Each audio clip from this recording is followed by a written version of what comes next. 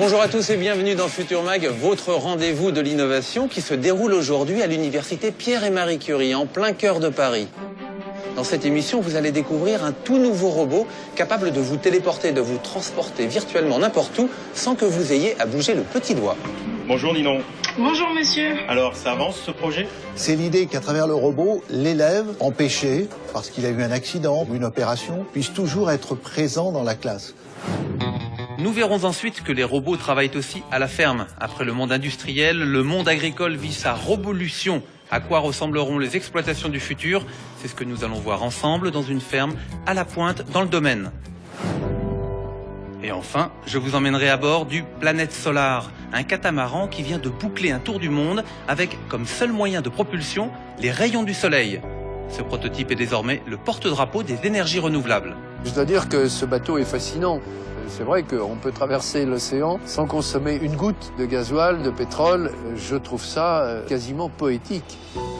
N'oubliez pas qu'à tout moment, vous pouvez réagir sur les réseaux sociaux et nous retrouver sur arte.tv/futurmag et suivre cette émission en double écran.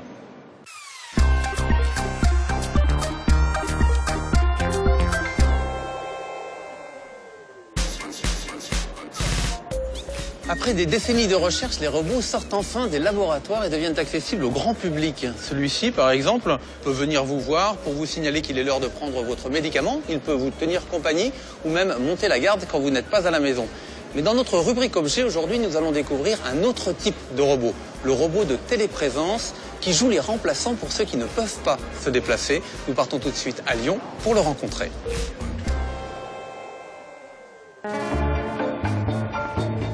À Lyon, au lycée de la Martinière, un élève exceptionnel attire aujourd'hui l'attention de tous. Bonjour. Qu'est-ce que vous êtes en train de faire en ce moment? On est en train de travailler sur la tourelle. Ces lycéens construisent des robots. Cette tourelle permettra de détecter des balles de tennis et de les collecter.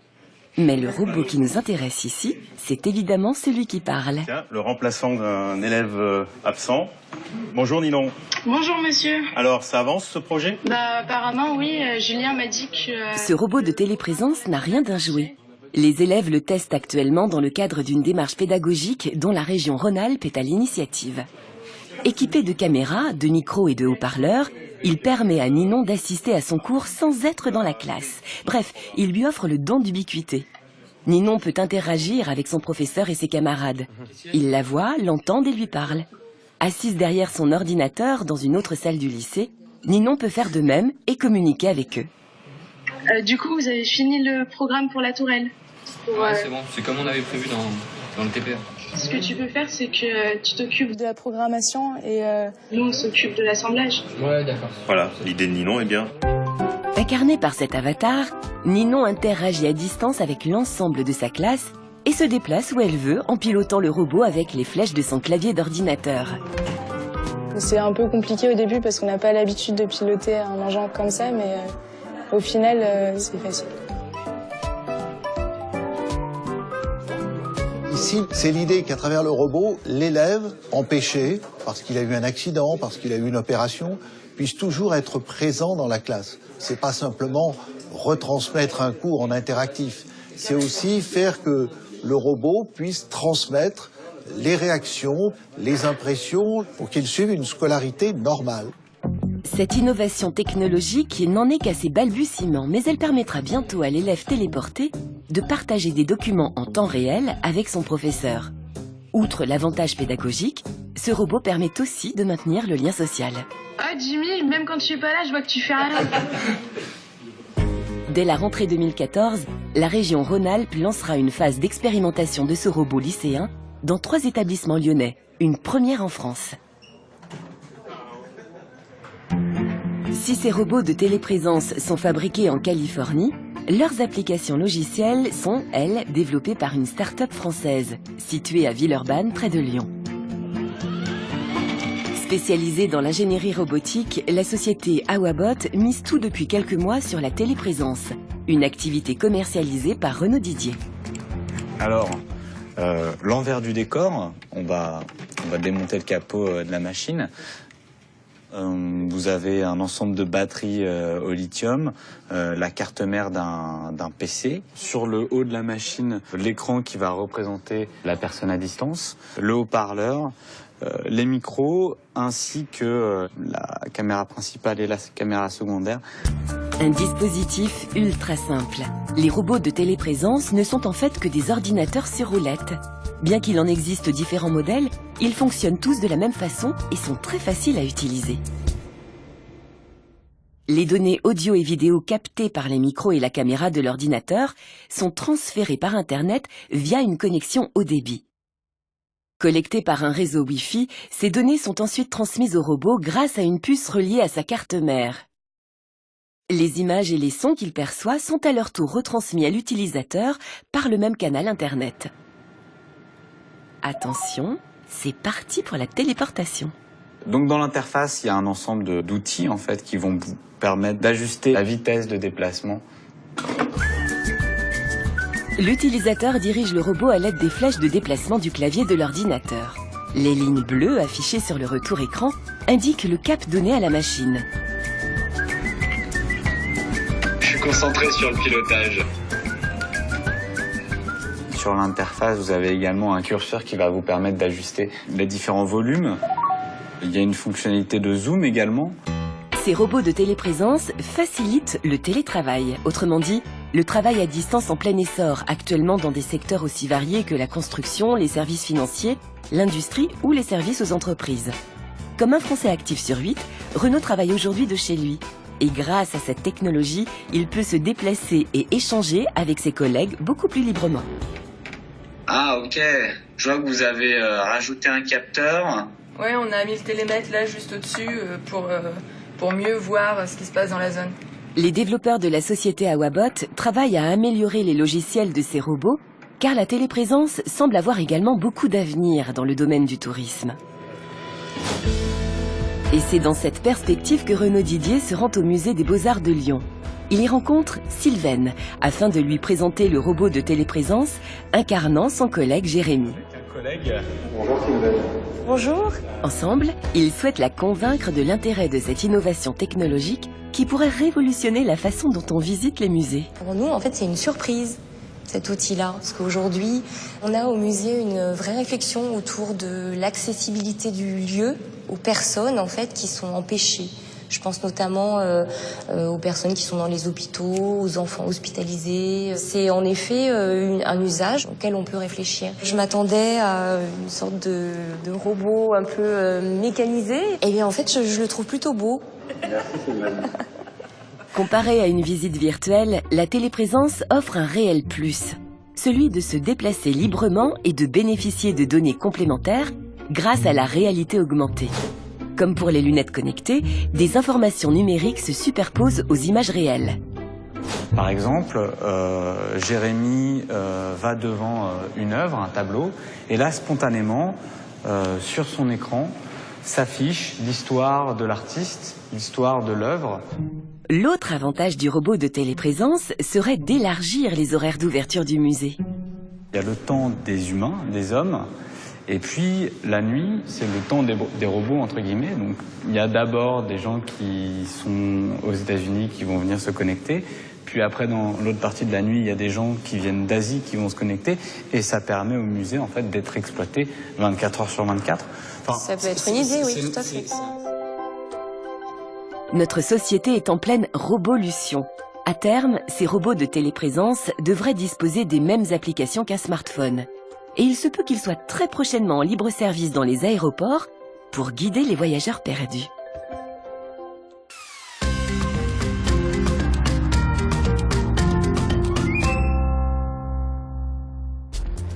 En un siècle, la mécanisation a métamorphosé l'agriculture et aujourd'hui le secteur vit une deuxième révolution, la robotisation. Mais avant de découvrir ces robots fermiers, retournons 10 000 ans en arrière, retracer l'histoire de l'agriculture. L'agriculture, née dans le fameux croissant fertile, est apparue il y a environ 12 000 ans. Elle accompagne une augmentation de la population qui a vite poussé les agriculteurs à perfectionner leur activité pour augmenter les récoltes. Parmi les premières inventions agricoles, certaines ont changé la face du monde. à commencer par la roue, apparue vers 3500 avant Jésus-Christ, utilisée pour transporter des charges lourdes ou pour des systèmes d'irrigation appelés noria. C'est surtout avec la charrue que l'agriculture connaît son essor le plus impressionnant. En augmentant les labours, elle permet un boom de la production. Pourtant, ce rendement sera littéralement doublé au 19e siècle. Les machines à vapeur vont provoquer une véritable révolution.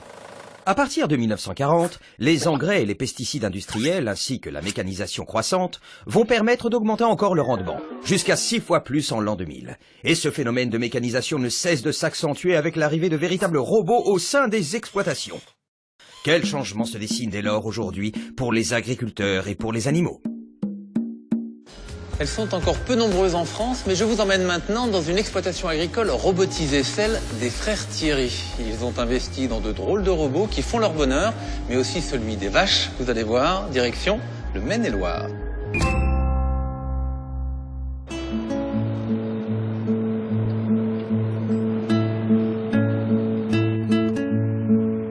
C'est à quelques kilomètres d'Angers, dans le Maine-et-Loire, que les frères Thierry nous ouvrent les portes de leur exploitation familiale. Ils produisent des céréales et élèvent des vaches laitières. Une exploitation en apparence ordinaire, mais Jean-François et Bertrand sont des pionniers. À l'instar d'une vingtaine d'autres exploitants en France, ils ont fait le pari d'automatiser entièrement leur ferme avec une nouvelle génération de robots. C'est en 2008, suite au départ en retraite de leur mère, qu'ils prennent cette décision. Pour Jean-François, aucun doute, l'avenir de l'agriculture passe par des robots. Ils augmentent la productivité tout en respectant les animaux. Mais surtout, ils améliorent les conditions de travail des agriculteurs. Ils réduisent la pénibilité et les déchargent de leurs contraintes d'horaire. Auparavant, pour les nourrir, Jean-François venait chaque matin pendant au moins 1 heure déposer du fourrage et toute la journée, il était obligé de ramasser ce qui était éparpillé. Cela entraînait beaucoup de gaspillage. Mais aujourd'hui, toutes les heures, le robot vient lui-même nourrir les bêtes avec des petites rations de fourrage frais. Moi, souvent, je prends l'image du pain frais. Quand vous amenez un pain frais sur la table, en un repas, le pain frais, il est mangé. Vous prenez du pain de la veille, ça va aller beaucoup moins vite. Pour les animaux, c'est la même chose. On amène du fourrage frais, donc ça les incite à consommer et évidemment à produire plus de lait. Cette zone, ça s'appelle la cuisine. Nous, on la remplit en moyenne tous les 3 jours. On la remplit des différents fourrages pour les animaux. Et après, le robot, il se charge de venir chercher les aliments tout seul.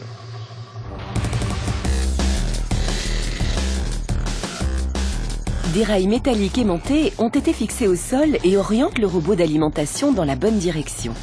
L'ensemble de l'exploitation a été cartographié pour que le robot puisse passer d'un bâtiment à l'autre. L'ordinateur central lui envoie les instructions grâce à une connexion Bluetooth, une technologie de connexion sans fil. Une fois que le robot est plein, il vient distribuer au niveau des vaches laitières. Et 1 heure après, il vient repousser. Et en repoussant, il mesure la hauteur de fourrage. Si jamais le seuil il est arrivé en dessous de 9 cm, il prépare une nouvelle ration pour le groupe qui est arrivé à son seuil. C'est avec ce système de veille permanente que Jean-François fait des économies sur le fourrage. Sans le robot, les vaches se nourrissaient en l'éparpillant et en l'altérant. Chaque jour, l'agriculteur devait en jeter 150 kilos, soit 10 000 € par an. Ce robot permet aussi à Jean-François de gagner près de 2 heures par jour, un temps précieux pour accomplir d'autres tâches. S'il peut donc gérer son exploitation de façon optimale, il doit tout de même assurer la programmation de ses robots.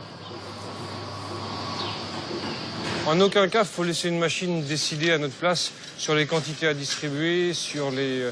Ce qu'il faut, c'est mettre des barrières. Si on lui dit c'est 30 kg de maïs, il ne faut pas que la machine décide toute seule d'augmenter ou de baisser la quantité. Il faut que l'humain garde toutes les décisions.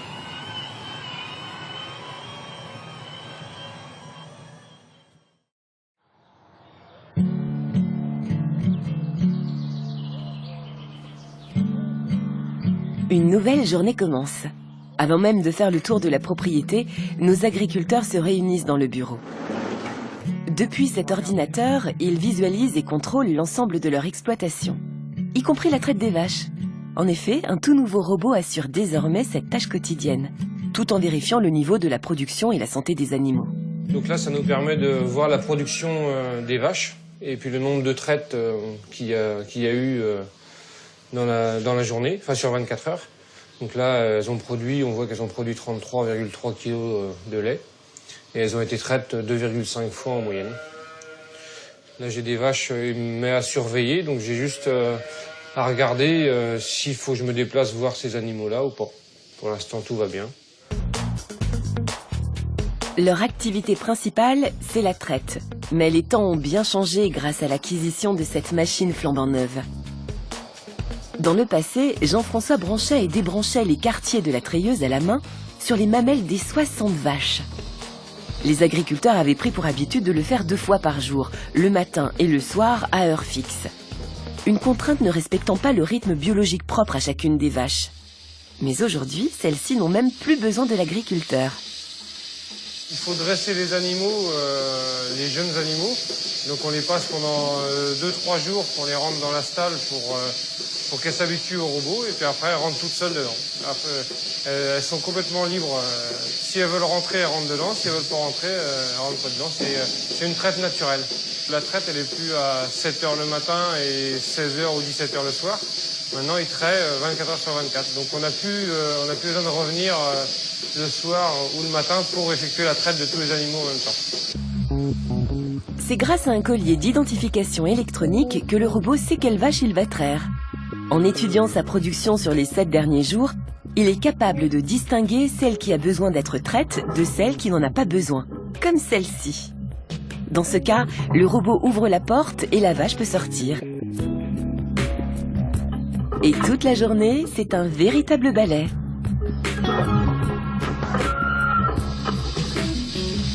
Une fois qu'elle est rentrée, avec son laser, il va scanner la mamelle et il va brancher quartier par quartier.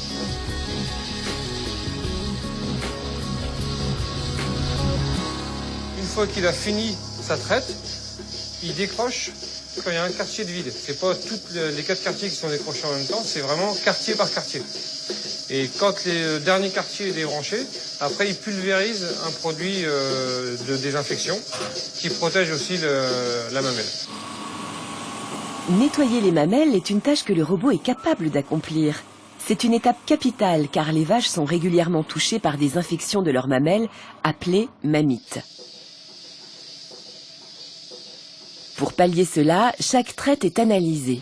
Jean-François connaît beaucoup mieux ces bêtes et il est alerté de la moindre infection dès son apparition. Grâce à ce suivi complet et robotisé, les vaches mangent plus, ont moins d'infections et produisent donc plus de lait. En moyenne, 35 litres par jour contre 25 litres avant le robot. Un gain net de près de 220 000 litres par an. L'exploitation abrite un tout dernier robot. Il est installé dans la nurserie. Les 8 premiers jours, les veaux sont nourris par Jean-François avec le lait de leur mère. Auparavant, il devait continuer de le faire pendant un peu plus de 60 jours. Avec une dizaine de naissances tous les 2 mois, le suivi des veaux est contraignant et peu précis. Avec le robot, l'agriculteur maîtrise complètement leur croissance. C'est une machine qui prépare une ration individualisée pour chaque veau. Et on a un plan d'allaitement, c'est-à-dire qu'on les met dans cette machine-là à partir de 8 jours. Et ils nous les sèvrent à 67 et 70 jours. Ça nous gagne du temps, on a moins à s'occuper des veaux. Et l'autre avantage, c'est pour se faire remplacer aussi le week-end ou le soir.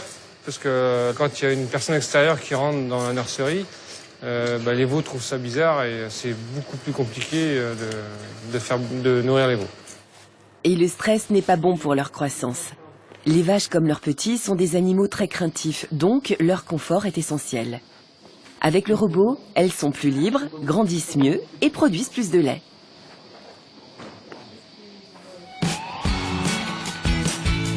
Pour Jean-François, le pari de la ferme robotisée est gagné. Ayant moins d'astreintes, il prend aujourd'hui plus de temps pour sa famille. On aime bien retourner leur dire au revoir avant qu'ils partent à l'école, voir si tout s'est bien passé au réveil. Et puis même eux, ils aiment bien, ça les rassure. Merci les robots. En 5 ans, les frères Thierry ont investi 250 000 € pour robotiser leur exploitation. Cela leur permet une augmentation de leur chiffre d'affaires dès la première année. Ces dépenses seront amorties en 12 ans, un délai raisonnable pour une exploitation agricole. Les frères Thierry ne regrettent absolument pas le choix de l'innovation et au contraire, c'est pour eux une nouvelle vie. Le robot n'est pas la seule nouveauté dans les exploitations modernes. Le smartphone a aussi son utilité pour l'agriculture. La ferme connectée, c'est notre bref du web. Loin de l'image d'Épinal d'une agriculture traditionnelle, les agriculteurs sont aujourd'hui de plus en plus connectés. Les applications smartphone se révèlent des outils très efficaces au service de la production agricole et les usages sont multiples. Cette application smartphone permet de récolter des informations sur un troupeau, comme par exemple le poids des animaux ou leur numéro de tatouage. D'autres applications permettent-elles d'analyser la santé des cultures. L'agriculteur peut comparer l'aspect avec ceux des plants sains. L'application fournit ensuite des recommandations pour optimiser la production. Adaptées aux problématiques agricoles, les milliers d'applications qui existent aujourd'hui pourraient bien transformer nos agriculteurs en technophiles avertis.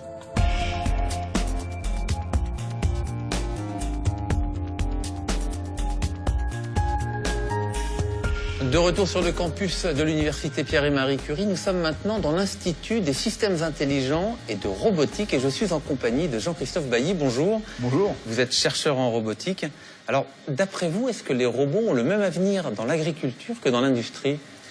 Je pense que les robots ont un grand avenir dans la plupart des domaines. Dans l'agriculture en particulier. Peut-être que c'est un des domaines d'ailleurs les plus rapidement accessibles parce que la complexité des problèmes qu'on a à traiter sont très grands, enfin, c'est un problème complexe mais relativement borné. Mais c'est un domaine qui évidemment est amené à se développer. On peut même imaginer un monde dans lequel la chaîne de production entre la collecte de ressources agricoles et votre assiette pourrait être pratiquement complètement automatisée. Il y a un autre secteur où les robots font leur apparition, c'est celui des services. On le voit avec le robot de téléprésence. Il y a une vraie demande pour ce type d'appareil, de robot? C'est encore en cours d'exploration. Mais la promesse de pouvoir se téléporter dans un corps robotique à distance, si vous voulez, donc aller encore plus loin que le téléphone pour avoir une présence physique à distance, elle est intéressante. Le robot de téléprésence qu'on a vu dans le reportage n'a rien d'humanoïde, il n'a pas de forme humaine. Dès que votre sujet, c'est de faire en sorte que le robot interagisse avec les personnes, leur apporte une aide, leur apporte les amuse, vous avez besoin, je pense, d'une forme humanoïde pour faciliter l'échange. Alors jusqu'où est-ce qu'il faut ne pas aller? Si vous allez un peu trop loin, vous arrivez sur des robots qui commencent à ressembler à des êtres humains, mais qui sont pas trop parfaits, qui sont un peu bizarres. Et ça crée un malaise. Ça crée un malaise, voilà.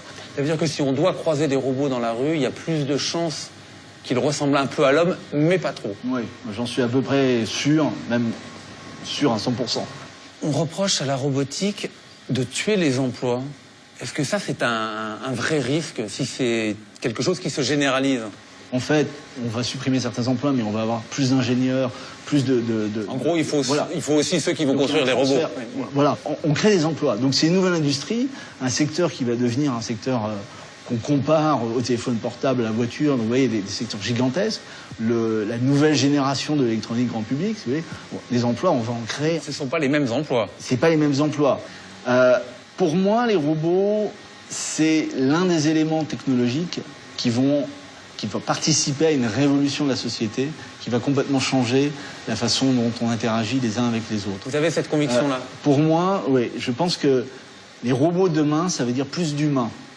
Plus de temps pour l'humain, plus de temps pour les rapports humains, et une redéfinition du contrat de ce qu'est la vie d'un être humain. Jean-Christophe Bailly, merci infiniment d'avoir répondu à notre invitation. Merci. Et une bonne route, une bonne continuation dans vos recherches sur la robotique. Quant à vous, vous pouvez retrouver évidemment l'intégralité de cette interview sur arte.tv/futurmag.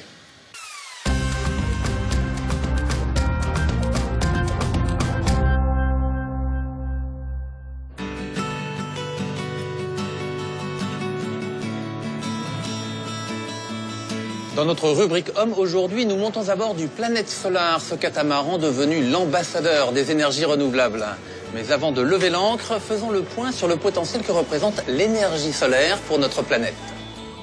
Le Soleil est de loin la source d'énergie la plus importante de notre planète. Sur Terre, plus de 99,9% de l'énergie disponible provient de ses rayons. Le sol terrestre reçoit en effet sur l'année en moyenne 160 watts par mètre carré, mais de manière inégale. Quand l'est du Sahara reçoit environ 350 watts par mètre carré, certaines zones de l'Antarctique ne reçoivent que 40 watts par mètre carré. Pourtant, seul 0,5% de l'énergie produite dans le monde provient des panneaux solaires. Or, si on arrivait à récupérer toute l'énergie solaire qui arrive sur la planète pendant 2 heures, on pourrait subvenir aux besoins énergétiques de l'humanité pendant 1 an. Cela reviendrait à recouvrir de panneaux photovoltaïques une surface équivalente à la superficie de l'Islande. Il est donc grand temps d'exploiter au maximum cette formidable ressource. Planète Solar, le bateau qui a fait le tour du monde poussé par les seuls rayons du soleil, faisait escale à Boulogne-sur-Mer il y a quelques semaines. À bord, Gérard d'Aboville, le célèbre navigateur qui a traversé l'Atlantique puis le Pacifique à la rame. Il est depuis un ardent promoteur des énergies renouvelables et c'est avec lui que nous embarquons immédiatement. Boulogne-sur-Mer. Ce port est la première plateforme de pêche française. Au milieu de ces centaines de chalutiers, ce navire fait plutôt figure d'ovni. Cet incroyable bateau dénommé le Turanor Planète Solar attire l'œil. Et pour cause, il est le plus grand navire au monde à fonctionner uniquement à l'énergie solaire. Entre 2010 et 2012, ce navire de 100 tonnes réalise l'exploit de faire un tour du monde avec le but de montrer que les énergies renouvelables sont une solution d'avenir. Et le parrain du projet n'est autre que Gérard d'Aboville. Ce célèbre navigateur a étonné le monde en réussissant l'exploit d'avoir été le premier à traverser l'Atlantique en solitaire, à la rame, en 1980.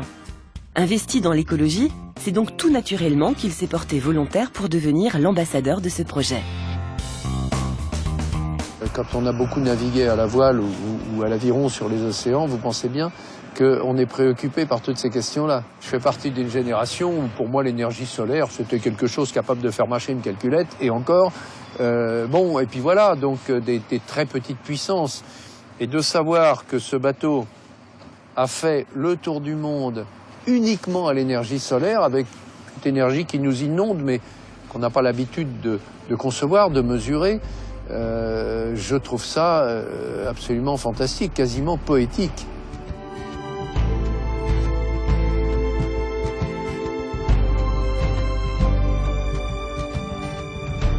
Ce bateau a été pensé pour relever un défi, celui de réaliser le tour du monde uniquement avec de l'énergie solaire.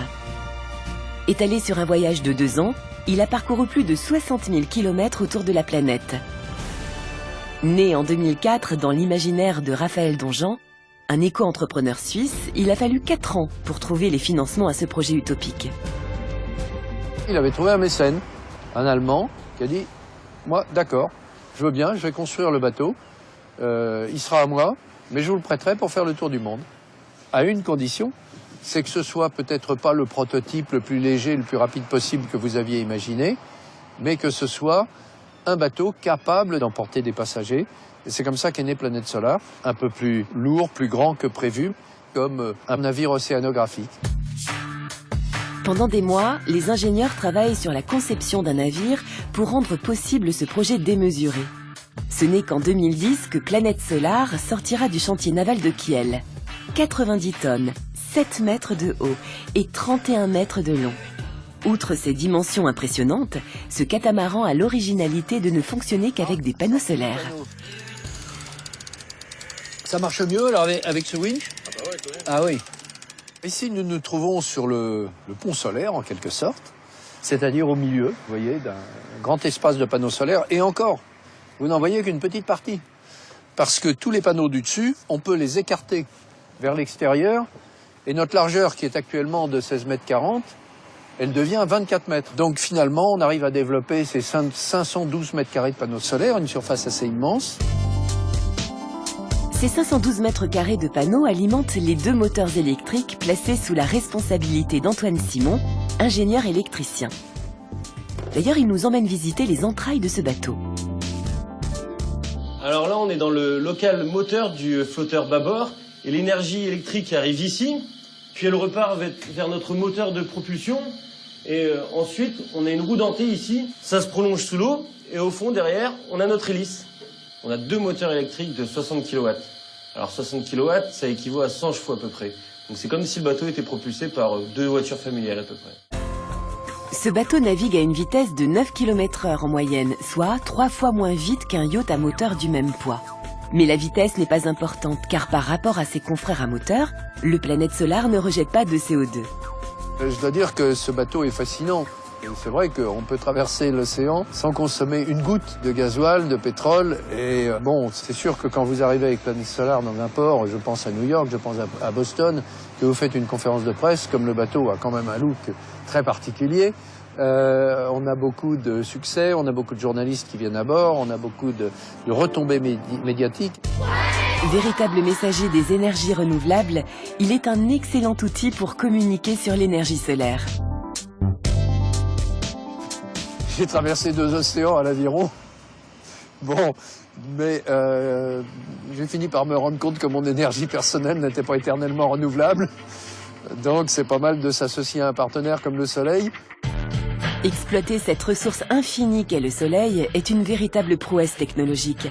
Son secret réside dans la composition des panneaux photovoltaïques.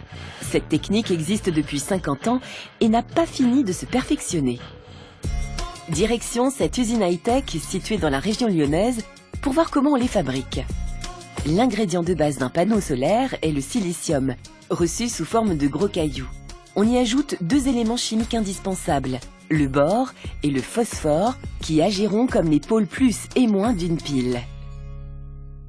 Pour générer de l'énergie, le panneau a besoin de soleil. La lumière composée de particules énergétiques arrive sur le silicium. Elle excite les électrons de ce matériau qui se mettent à circuler entre le phosphore, la borne négative du panneau, et le bore, la borne positive. Ce mouvement d'électrons, c'est le courant électrique généré dans les différentes cellules, qui, assemblées, forment le panneau. Une fois chaque cellule cuite, découpée et nettoyée, il ne reste plus qu'à déposer de fines lignes d'argent qui serviront de contacts électriques. Vous verrez des toutes petites lignes qui servent à transporter le courant jusqu'à des lignes un petit peu plus épaisses qui, elles, vont servir à connecter les cellules entre elles. Ces panneaux alimentent le bateau en électricité. Une partie de ce courant sert à couvrir les besoins instantanés en énergie et une autre partie est utilisée pour alimenter les 2 moteurs électriques placés à l'arrière des flotteurs. L'énergie restante est stockée dans 6 blocs de batteries lithium-ion répartis le long des flotteurs. Ces batteries permettent 3 jours d'autonomie au bateau. De plus, pour optimiser la collecte d'énergie, un GPS calcule en permanence la meilleure route à prendre en fonction des données météorologiques. Le Planète Solar ne rejette pas de CO2, ni de déchets dans la mer. Il ne pollue pas les océans. Il est donc très sollicité par les scientifiques du monde entier pour étudier les écosystèmes. Ce bateau est très intéressant parce que, évidemment, comme il ne pollue pas du tout, il permet de faire un certain nombre de mesures. L'été dernier, quand on était dans le Gulf Stream, par exemple, on avait un appareil qui mesurait la composition chimique de l'air juste au-dessus de la surface de l'eau. N'importe quel bateau qui aurait eu des échappements dus à ces moteurs de gaz carbonique aurait complètement faussé les mesures. Donc Planète Solar, finalement, était le seul bateau, à part peut-être un voilier, mais un voilier, vous avez moins de place, etc. Il nous fallait de l'espace, il nous fallait de l'énergie pour les instruments scientifiques. Et là, on avait un bateau absolument non polluant, donc les mesures étaient très pures, n'étaient pas faussées. Puis un aspect pédagogique, quand on est en escale, comme par exemple ici à Boulogne-sur-Mer, on reçoit des enfants des écoles, on reçoit des étudiants qui viennent visiter le bateau. Donc c'est aussi un formidable ambassadeur des énergies renouvelables et solaires en particulier. Avec l'augmentation du coût du gasoil, la pollution et les catastrophes maritimes, les enjeux économiques et environnementaux sont tels que les transports à l'aide des énergies solaires pourraient avoir un bel avenir.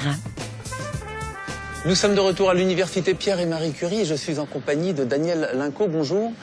Vous êtes chimiste et spécialiste de la technologie photovoltaïque. Alors ce Planète Solar est-il le premier bateau d'une grande flotte à énergie solaire ? Sans aucun doute, oui. C'est une superbe aventure et une superbe démonstration. Et ce qui est important pour le bateau solaire, c'est sa capacité à développer une grande surface offerte au soleil, c'est ça ? Oui, en fait, l'énergie solaire, elle a ceci d'assez d'extraordinaire, c'est qu'elle est très importante en matière de quantité. Il faut savoir que l'énergie solaire, on le dit souvent, mais c'est pratiquement 7000 fois la consommation énergétique mondiale. Alors on parle aujourd'hui de bateaux solaires, mais pourquoi il n'y a pas déjà des voitures solaires? Alors, en fait, il y a depuis longtemps des voitures solaires. Ce qui se passe, c'est que pour avoir une certaine puissance, donc avoir une certaine énergie, il faut un minimum de surface qui est face au solaire. Ce qui fait qu'on va pouvoir avoir un complément d'énergie pour les fonctions de ventilation, des fonctions de tout ce qui est l'électronique de la voiture par une addition solaire. Mais on ne peut pas assurer la totalité de la propulsion. La totalité de la propulsion. Vous m'accorderez quand même que l'énergie solaire a un défaut ou au moins un inconvénient, c'est qu'elle est intermittente. La production intermittente, ça veut dire qu'il faut s'y adapter, il faut la gérer. À vous écouter, le photovoltaïque, en fait, est une technologie idéale en termes de production énergétique. Pourquoi est-ce qu'il ne se développe pas plus ou plus vite? Alors, en fait, il se développe très vite. Il se développe avec une vitesse de 30% de croissance par an depuis 15 ans. En Allemagne, aujourd'hui, il y a pratiquement 30% de l'électricité dans la journée qui est fournie par le photovoltaïque sur des toitures, principalement. Si la France voulait produire la totalité de son électricité à partir du solaire, quelle surface de panneaux photovoltaïques faudrait-il installer? 5000 km². Et ça, c'est beaucoup? Non, ça paraît beaucoup. Ça paraît beaucoup, mais c'est peu. Pour générer de l'énergie photovoltaïque, il faut exposer des surfaces au soleil. Or, on a énormément de surfaces. Vous prenez la surface des toitures, la surface des routes, des façades, etc. représente pratiquement 10 fois plus de ce qu'il faudrait. Encore faudrait-il être capable de rendre photovoltaïque un revêtement routier, par exemple. Est-ce qu'on sait faire ça? Alors, en fait, il y a des travaux de recherche, justement, qui sont sur ce domaine-là. Ce qui est intéressant avec les routes, c'est que d'une part, c'est un revêtement qui est de couleur sombre, donc qui est très bien pour absorber la lumière, et d'autre part, il est exposé à la lumière en permanence. Et donc, en fait, on peut imaginer de développer des modules photovoltaïques spéciaux pour le revêtement routier, et finalement, on roulera sur ces routes qui produiront en même temps pratiquement l'électricité nécessaire au trafic routier au-dessus. 5000 km² de panneaux photovoltaïques, encore faut-il être capable de les produire, parce que cette fabrication, elle a aussi un coût environnemental, elle a un coût énergétique. C'est possible, c'est réaliste? Une des questions clés, c'est de se dire, voilà, je produis une cellule solaire. Je la produis, je mets de l'énergie. Combien de temps va-t-elle mettre à restituer cette énergie par ce qu'elle aura gagné elle-même? En fait, aujourd'hui, il faut pour une cellule solaire environ 2 ans pour rendre en électricité, en énergie, ce qu'il a fallu pour la produire. Alors qu'elle va produire pendant 20 ans. Donc on est dans un rapport de 1 à 10 au niveau de la production. Et la beauté de la chose, c'est qu'au bout de 20 ans, la cellule solaire, elle est toujours là et elle peut être régénérable. C'est-à-dire que vous pouvez la recycler, etc. Donc pour vous, l'énergie solaire a un avenir radieux devant lui? Il a un avenir à condition qu'on s'en donne les moyens. Daniel Linco, merci infiniment d'avoir répondu à notre invitation. Merci beaucoup. Et je vous souhaite une bonne continuation dans vos recherches. Alors l'énergie solaire n'est pas restreinte ou réservée aux grosses machines. Vous pouvez aussi fabriquer un panneau solaire individuel pour recharger votre portable par exemple. C'est assez facile à faire et c'est notre bref du web. Solar Pocket est le projet de 2 inventeurs indépendants. L'idée, un kit pour fabriquer soi-même son micro-panneau solaire. Il peut remplacer ensuite les batteries des téléphones, jouets et autres objets du quotidien. Le kit se compose de cellules solaires précoupées, de colle, de vernis étanche et de petits aimants. Et bien sûr des instructions. Lancé avec succès sur une plateforme de financement participatif, Microsolar est aujourd'hui disponible sur Internet. Mais ils ne sont pas les seuls. Des tutoriels et plans de panneaux solaires à faire soi-même s'échangent par centaines sur le web. On y retrouve tous les éléments et les étapes nécessaires à la construction d'un panneau photovoltaïque maison. L'énergie à bas coût et à la portée de tous. Une idée donc pas si folle que ça.